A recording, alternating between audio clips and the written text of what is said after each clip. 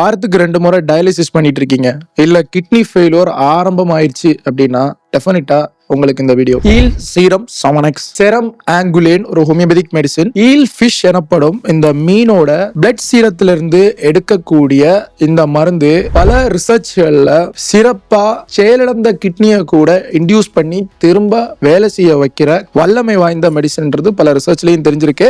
But அதே நேரம் நல்ல விதத்துல கிளினிக்கலி ஒர்க் ஆகும். நீங்க டயாலிசிஸ் பண்ணிட்டு இருந்தாலும் இல்ல கிட்னி ஃபெயிலியர் பிரச்சனைக்கு உள்ளாடி போயிருக்கீங்கனாலே இந்த மெடிசின் உங்க ஞாபகத்துக்கு கண்டிப்பா வரணும்.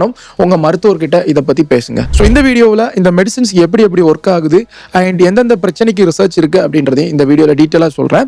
நான் டாக்டர் கிருஷ்ணன் லியோ. வீடியோ ஃபுல்லா பாருங்க. இந்த ஃபிஷ் கடல்ல வளரக்கூடிய ஒரு மீன். இந்த மருந்து 19ஆம் நூற்றாண்டுல ஹோமியோபதியில இன்ட்ரோடியூஸ் பண்றாங்க. அதுக்கப்புறம் இதை 7X பொட்டன்சியில யூஸ் பண்றாங்க. சிமிலியா சிமிலிபஸ் குராண்டர் என்ற இந்த ஹோமியோபதிக் பிரின்சிபிள் அடிப்படையில் இந்த மெடிசின்ஸை யூஸ் பண்றாங்க. எலிகள்ல நடத்தின பரிசோதனையில கிட்னியோட கிரியாட்டின் லெவலை குறைக்கிறது அந்த ரிசர்ச் ப்ரூவன் ஆயிருக்கு. இதை தாண்டின ஹியூமன் ரிசர்ச்சர்ஸ் நம்ம பார்க்கும்போது ஷாபே இந்தியா நடத்தின ரிசர்ச்ல புரோட்டீன் யூரியா, அதே கிட்னி ஃபெயிலியர் இருக்கவங்களுக்கு புரோட்டீன் யூரியாவும் இருக்கும், கிட்னி ஃபெயிலியர் இல்லாதவங்களுக்கு கூட நிறைய பேருக்கு புரோட்டீன் யூரியா இருக்கும். அதாவது புரோட்டீன் சத்து கிட்னில லீக் ஆயிட்டே இருக்கும். கரெக்டா கிட்னி செயல்படலைன்னா இந்த பிரச்சனை இருக்கும். சோ இது நல்ல விதத்துல பிரிவென்ட் பண்றதா அந்த ரிசர்ச்சர்ஸ்ல தெரியுது. குறிப்பா நெஃப்ரைட்டிக் சிண்ட்ரோம் அண்ட் நெஃப்ரைட்டிஸ் இருக்கிறவங்களுக்கு இது நல்ல விதத்துல செயல்பட்டு இருக்கு. அதே மாதிரி டயாலிசிஸ்ல இருக்கிறவங்களுக்கு பல பேருக்கும் இச்சிங் அதிகமா இருக்கும். ஹீமோடயாலிசிஸ் போற பேஷண்ட்ஸோட பியூரைட்டிஸ்க்கு இது ஒரு நல்ல சொல்யூஷன். பல டபுள் பிளைண்ட் ஸ்டடீஸ்ல இது ரிசர்ச் ப்ரூவ்ட் ஆயிருக்கு. சோ அடுத்தது கிட்னியோட செயல்பாடை நிர்ணயிக்கிறது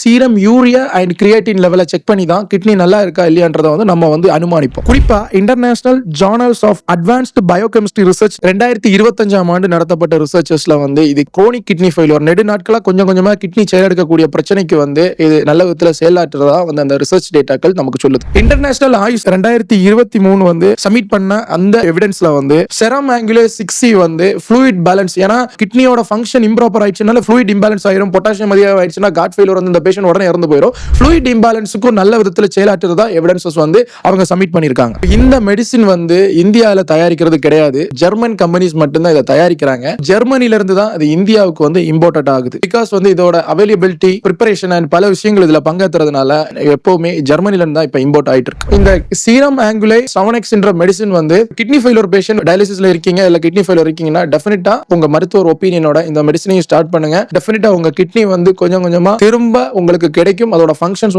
திரும்ப கிடைக்கிறதுக்கு உதவி செய்யும். என்னோட கன்சல்டிங் உங்களுக்கு தேவை அப்படின்னா www.drkrishnalio வெப்சைட்டுக்குள்ளாடி நீர் ஹெல்ப்புக்குள்ளாடி வாங்க. நன்றி.